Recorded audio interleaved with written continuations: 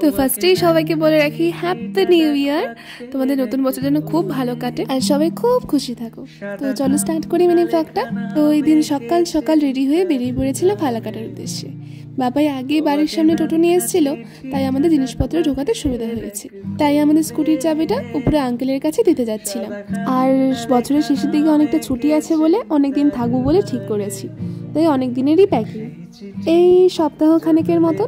তো দেখতে দেখতে আমরা জিনিসপত্র উঠিয়ে বেরিয়ে পড়েছিলাম জাংশনের উদ্দেশ্যে। মানে ট্রেনে যাব না, যাবো বাসেই, বাট ওখানে ট্রান্সপোর্টটা জাংশনের ওখানেই, তাই ওখানেই যেতে হবে। এইবার যেন আমরা অনেক দিন পর কোথাও যাচ্ছি, তাও আবার এতদিনের জন্য। খুব ভালোই লাগছিল। আর শীতের সকাল, রাস্তার মধ্যে রোদ্রু, আকাশটা নীল, খুব সুন্দর লাগছিল দেখতে। কিন্তু এই মহানন্দা ব্রিজটা পার করার পর যা ভিড় হয়, মানে এতটা সময় চলে আসবো কিন্তু ট্রান্সপোর্টের সামনেই এত ভিড়, যেন ওখানে যেতে যেতেই কত টাইম লেগে যায়। তাই হচ্ছে আমাদের এমনিতেই দেরি হয়ে গেছিলো, তাই বাবাই টোটোকে ট্রান্সপোর্টের ভিতরে ঢুকিয়ে দেওয়ার কথা বলেছে। তারপর দেখতে দেখতে একটা বাস পেয়ে তো উঠে পড়েছি বাসে। আমাদের আগের একটা বাসে যাওয়ার কথা ছিল, কিন্তু ওই বাসটা চলেই গেছে, তাই যেই বাসটাই হাতের সামনে ছিল ওই বাসটাতেই উঠে পড়েছি। কিন্তু পিছনের অনেকগুলো সিট ফাঁকা ছিল, হয়তো রাস্তার মধ্যে আরো প্যাসেঞ্জার তুলবে। যাই হোক, কিন্তু এই জানলার ধারের সিটটা কিন্তু কম্পালসারি, মানে যেখানেই যাব, বাস হোক, ট্রেন হোক, কার হোক, যেখানেই যাব, জানলার ধারের সিট ছাড়া কিন্তু পুরো জার্নিটা অসম্পূর্ণ।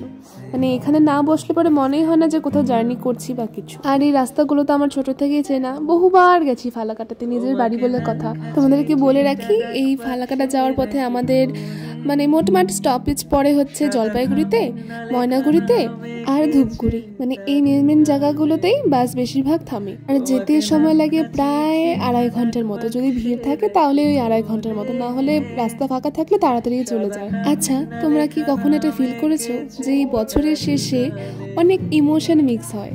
মানে আগে তো এই বছরের শেষটাতে তো আমার অ্যানুয়াল রেজাল্ট দিত, আর এখন কলেজে ওঠার পর এই সময় এক্সাম শেষ হয়।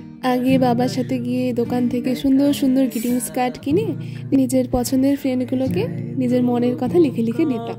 খুব ভালো লাগতো তখন। দেখতে দেখতে কতগুলো সময় পেরিয়ে গেছে, আর এখন আমরা 2025-এ।